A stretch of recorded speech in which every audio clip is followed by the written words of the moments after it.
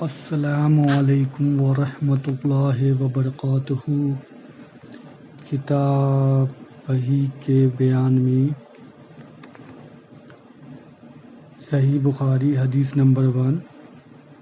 آپ صلی اللہ علیہ وآلہ وسلم فرما رہے تھے کہ تمام اعمال کا دار و مدار نیت پر ہے، اور ہر عمل کا نتیجہ ہر انسان کو اس کی نیت کے مطابق ہی ملے گا۔ بس جس کی ہجرت ترک وطن دولت دنیا حاصل کرنے کے لیے ہو یا کسی عورت سے شادی کی غرض سے ہو، بس اس کی ہجرت انہی چیزوں کے لیے ہوگی جن کے حاصل کرنے کی نیت سے اس نے ہجرت کی ہے۔ ایک شخص حارث بن حسام نامی نے حضرت صلی اللہ علیہ وآلہ وسلم سے سوال کیا تھا کہ حضور آپ پر وحی کیسے نازل ہوتی ہے؟ آپ صلی اللہ علیہ وآلہ وسلم نے فرمایا کہ وحی نازل ہوتے وقت کبھی مجھ کو گھنٹی کی سی آواز محسوس ہوتی ہے، اور وحی کی یہ کیفیت مجھ پر بہت ساکھ گزرتی ہے۔ جب یہ کیفیت ختم ہوتی ہے تو میرے دل و دماغ پر اس فرشتے کے ذریعے نازل صدا وحی محفوظ ہو جاتی ہے، اور کسی وقت ایسا ہوتا ہے کہ فرشتہ بشکل انسان میرے پاس آتا ہے اور مجھ سے کلام کرتا ہے، بس میں اس کا کہا ہوا یاد رکھ لیتا ہوں۔ حضرت عائشہ رضی اللہ عنہا کا بیان ہے کہ میں نے سخت کڑاکے کی سردی میں حضرت صلی اللہ علیہ وسلم کو دیکھا ہے کہ آپ صلی اللہ علیہ وآلہ وسلم پر وحی نازل ہوئی، اور جب اس کا سلسلہ موقوف ہوا تو آپ صلی اللہ علیہ وسلم کی پیشانی پسینے سے سرابور تھی۔ حضرت صلی اللہ علیہ وآلہ وسلم پر وحی کا ابتدائی دور اچھے سچے پاکیزہ خوابوں سے شروع ہوا۔ آپ خواب میں جو کچھ دیکھتے وہ صبح کی روشنی کی طرح صحیح اور سچا ثابت ہوتا۔ پھر من جانب قدرت آپ تنہائی پسند ہو گئے، اور آپ صلی اللہ علیہ وسلم نے غار حرا میں قنوت نشینی اختیار فرمائی، اور کئی دن اور رات وہاں مسلسل عبادت اور یاد الہی و ذکر و فکر میں مشغول رہتے۔ جب تک گھر آنے کو دل نہ چاہتا تو سہ ہمراہ لیے ہوئے وہاں رہتے۔ توسہ ختم ہونے پر ہی اہلیہ محترمہ حضرت خدیجہ رضی اللہ عنہا کے پاس تشریف لاتے، اور کچھ توسہ ہمراہ لے کر پھر وہاں جا کر خلود غزیں ہو جاتے۔ یہی طریقہ جاری رہا یہاں تک کہ آپ پر حق منکشف ہو گیا، اور آپ غار حرا ہی میں قیام پذیر تھے کہ اچانک حضرت جبرائیل علیہ السلام آپ کے پاس حاضر ہوئے اور کہنے لگے کہ اے محمد پڑھو۔ آپ فرماتے ہیں کہ میں نے کہا کہ میں پڑھنا نہیں جانتا۔ آپ صلی اللہ علیہ وسلم فرماتے ہیں کہ فرشتے نے مجھے پکڑ کر اتنے زور سے بھینچا کہ میری طاقت جواب دے گئی، پھر مجھے چھوڑ کر کہا کہ پڑھو۔ میں نے پھر وہی جواب دیا کہ میں پڑھا ہوا نہیں ہوں۔ اس فرشتے نے مجھ کو نہایت ہی زور سے بھینچا کہ مجھ کو سخت تکلیف محسوس ہوئی، پھر اس نے کہا کہ پڑھ۔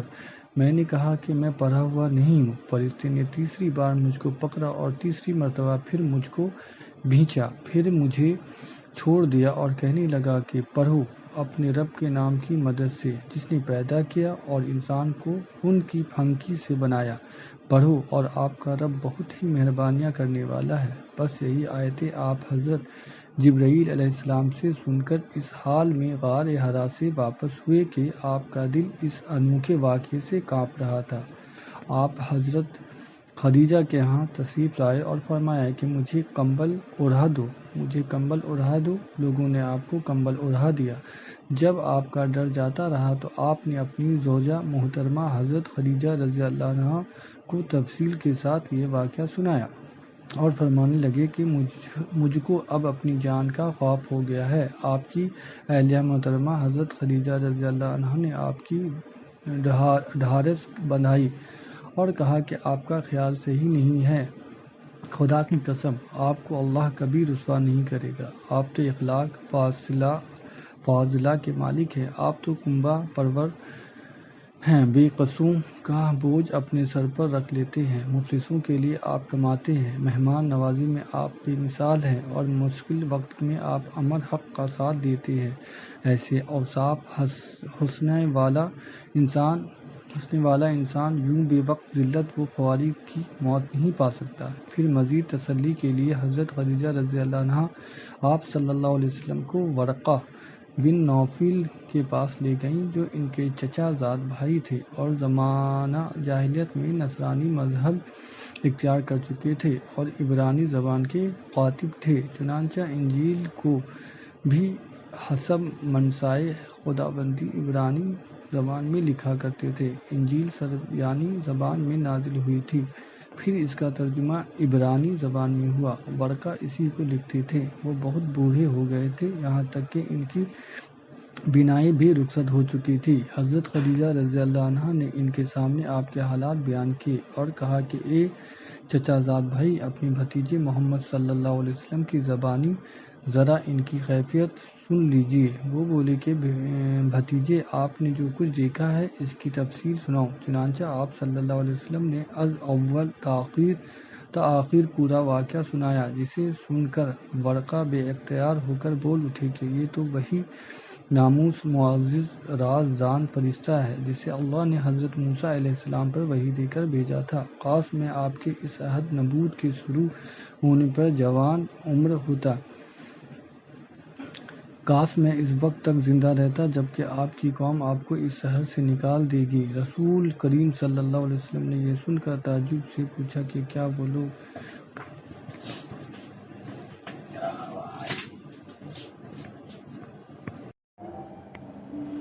مگر جو شخص بھی آپ کی طرح امر حق لے کر آیا، لوگ اس کے دشمن ہی ہو گئے ہیں۔ اگر مجھے آپ کی نبوت کا وہ زمانہ مل جائے تو میں آپ کی پوری مدد کروں گا۔ مگر ورقہ کچھ دنوں کے بعد انتقال کر گئے، پھر کچھ عرصہ تک وحی کی آمد موقوف رہی۔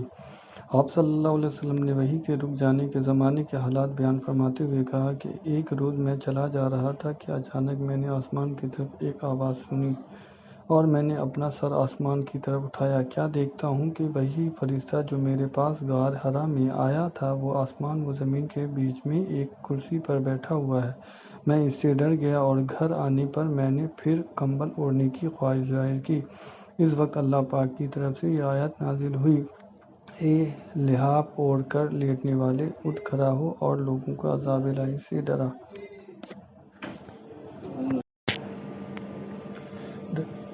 اور اپنے رب کی بڑائی بیان کر اور اپنے کپڑوں کو پاک صاف رکھ اور گندگی سے دور رہ۔ اس کے بعد وہی تیزی کے ساتھ پے در پے آنے لگی۔ اس حدیث کو یحییٰ بن بکیر کے علاوہ لیث بن سعید سے عبداللہ بن یوسف اور ابو صالح نے بھی روایت کیا ہے، اور عقیل کے علاوہ زہری سے حلال بن رواد نے بھی روایت کیا ہے۔ یونس اور معمر نے اپنی روایت میں لفظ بوادہ کی جگہ بوادرہ نقل کیا ہے۔ انہوں نے ابن عباس رضی اللہ عنہ سے کلام الہی لا تحرق اللہ کی تفسیر کے سلسلے میں سنا کہ رسول اللہ صلی اللہ علیہ وسلم نزول قرآن کے وقت بہت سختی محسوس فرمایا کرتے تھے، اور اس کی علامتوں میں سے ایک یہ تھی کہ یاد کرنے کے لیے آپ اپنے ہونٹوں کو ہلاتے تھے۔ ابن عباس رضی اللہ عنہ نے کہا، میں اپنے ہونٹ ہلاتا ہوں جس طرح آپ ہلاتے تھے۔ سعید کہتے ہیں، میں بھی اپنے ہونٹ ہلاتا ہوں جس طرح ابن عباس رضی اللہ عنہ کو میں نے ہلاتے دیکھا۔ پھر انہوں نے اپنے ہونٹ ہلائے۔ ابن عباس رضی اللہ عنہ نے کہا، پھر یہ آیت اتری کہ اے محمد، قرآن کو جلد جلد یاد کرنے کے لیے اپنی زبان نہ ہلاؤ، اس کا جمع کر دینا اور پڑھا دینا ہمارا ذمہ ہے۔ حضرت ابن عباس رضی اللہ عنہ کہتے ہیں، یعنی قرآن آپ صلی اللہ علیہ وسلم کے دل میں جمع دینا اور پڑھا دینا ہمارے ذمہ ہے، پھر جب ہم پڑھ چکیں تو اس پڑھے ہوئے کی اتباع کرو۔ ابن عباس رضی اللہ عنہ فرماتے ہیں، اس کا مطلب یہ ہے کہ آپ اس کو خاموشی کے ساتھ سنتے رہو، اس کے بعد مطلب سمجھا دینا ہمارے ذمہ ہے، پھر یقیناً یہ ہماری ذمہ داری ہے کہ آپ اس کو پڑھو، یعنی اس کو محفوظ کر سکو۔ چنانچہ اس کے بعد جب آپ کے پاس حضرت جبرائیل علیہ السلام وحی لے کر آتے تو آپ توجہ سے سنتے، جب وہ چلے جاتے تو رسول اللہ صلی اللہ علیہ وسلم اس وحی کو اسی طرح پڑھتے جس طرح حضرت جبرائیل علیہ السلام نے اسے پڑھا تھا۔ رسول صلی اللہ علیہ وسلم سب لوگوں سے زیادہ جواد سخی تھے، اور رمضان میں دوسرے اوقات کے مقابلے میں جب جبرائیل جبرائیل آپ صلی اللہ علیہ وسلم سے ملتے بہت ہی زیادہ جود و کرم فرماتے۔ جبرائیل علیہ السلام رمضان کی ہر رات میں آپ صلی اللہ علیہ وسلم سے ملاقات کرتے اور آپ صلی اللہ علیہ وسلم کے ساتھ قرآن کا دورہ کرتے۔ غرض حضرت صلی اللہ علیہ وآلہ وسلم لوگوں کو بھلائی پہنچانے میں بارش لانے والی ہوا سے بھی زیادہ جود و کرم فرمایا کرتے تھے۔ ہرقل شاہ روم نے ان کے پاس قریش کے قافلے میں ایک آدمی بلانے کو بھیجا اور اس وقت یہ لوگ تجارت کے لیے ملک شام گئے ہوئے تھے اور یہ وہ زمانہ تھا جب رسول اللہ صلی اللہ علیہ وسلم نے قریش اور ابو سفیان سے ایک وقتی عہد کیا ہوا تھا۔ جب ابو سفیان اور دوسرے لوگ ہرقل کے پاس ایلیائے پہنچے جہاں ہرقل نے دربار طلب کیا تھا، اس کے گرد روم کے بڑے بڑے لوگ، علماء، وزرائے امرائے بیٹھے ہوئے تھے۔ ہرقل نے ان کو اور اپنے ترجمان کو بلوایا، پھر ان سے پوچھا کہ تم میں سے کون شخص میری رسالت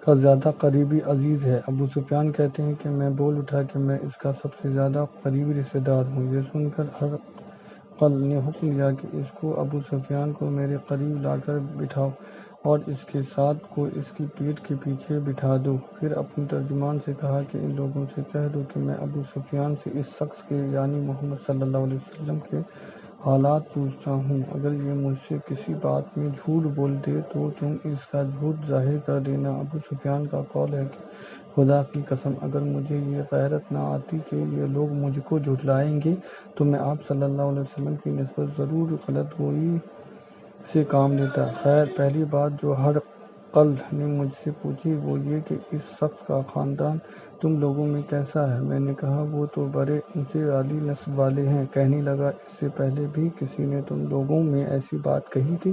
میں نے کہا نہیں۔ کہنے لگا اچھا اس کے بڑوں میں کوئی بادشاہ ہوا ہے؟ میں نے کہا نہیں۔ پھر اس نے کہا بڑے لوگوں نے اس کی پیروی اختیار کی ہے یا کمزوروں نے؟ میں نے کہا نہیں، کمزوروں نے۔ پھر کہنے لگا اس کے تابعدار روز بڑھتے جاتے ہیں یا کوئی ساتھی پھر بھی جاتا ہے؟ میں نے کہا نہیں۔ کہنے لگا کیا اپنے اس دعویٰ نبوت سے پہلے کبھی کسی بھی موقع پر اس نے جھوٹ بولا ہے؟ میں نے کہا نہیں، اور اب ہماری اس سے صلح کی ایک مقررہ مدت ٹھہری ہوئی ہے، معلوم نہیں وہ اس میں کیا کرنے والا ہے۔ ابو سفیان کہتے ہیں میں اس بات کے سوا اور کوئی جھوٹ اس گفتگو میں شامل نہ کر سکا۔ ہرقل نے کہا کیا تمہاری اس سے کبھی لڑائی بھی ہوتی ہے؟ ہم نے کہا ہاں۔ بولا پھر تمہاری اور اس کی جنگ کا کیا حال ہوتا ہے؟ میں نے کہا لڑائی ڈول کی طرح ہے، کبھی وہ ہم سے میدان جنگ جیت لیتے ہیں اور کبھی ہم ان سے جیت لیتے ہیں۔ ہرقل نے پوچھا وہ تمہیں کس بات کا حکم دیتا ہے؟ میں نے کہا وہ کہتا ہے کہ صرف ایک اللہ ہی کی عبادت کرو، اس کا کسی کو شریک نہ بناؤ اور اپنے باپ دادا کے شرک کی باتیں چھوڑ دو، اور ہمیں نماز پڑھنے، سچ بولنے، پرہیزگاری اور صلہ رحمی کا حکم دیتا ہے۔ یہ سب سن کر پھر ہرقل نے اپنے ترجمان سے کہا کہ ابو سفیان سے کہہ دے کہ میں نے تم سے اس کا نسب پوچھا تو تم نے کہا کہ وہ ہم میں عالی نسب ہے اور پیغمبر اپنی قوم میں عالی نسب ہی بھیجے جایا کرتے ہیں۔ میں نے تم سے پوچھا کہ دعویٰ نبوت کی یہ بات تمہارے اندر اس سے پہلے کسی اور نے بھی کہی تھی؟ تو تم نے جواب دیا کہ نہیں۔ تب میں نے اپنے دل میں کہا کہ اگر یہ بات اس سے پہلے کسی نے کہی ہوتی تو میں سمجھتا کہ اس شخص نے بھی اسی بات کی تقلید کی ہے جو پہلے کہی جا چکی ہے۔ میں نے تم سے پوچھا کہ اس کے بڑوں میں کوئی بادشاہ بھی گزرا ہے؟ تم نے کہا کہ نہیں۔ تو میں نے دل میں کہا کہ ان کے بزرگوں میں سے کوئی بادشاہ ہوا ہوگا تو کہہ دوں گا کہ وہ شخص اس بہانے اپنے آباء و اجداد کی بادشاہت اور ان کا ملک دوبارہ حاصل کرنا چاہتا ہے۔ اور میں نے تم سے پوچھا کہ اس بات کے کہنے یعنی پیغمبری کا دعویٰ کرنے سے پہلے تم نے کبھی اس کو دروغ گوئی کا الزام لگایا ہے؟ تم نے کہا کہ نہیں۔ تو میں نے سمجھ لیا کہ جو شخص آدمیوں کے ساتھ دروغ گوئی سے بچے وہ اللہ کے بارے میں کیسے جھوٹی بات کہہ سکتا ہے۔ اور میں نے تم سے پوچھا کہ بڑے لوگ اس کے پیرو ہوتے ہیں یا کمزور آدمی؟ تم نے کہا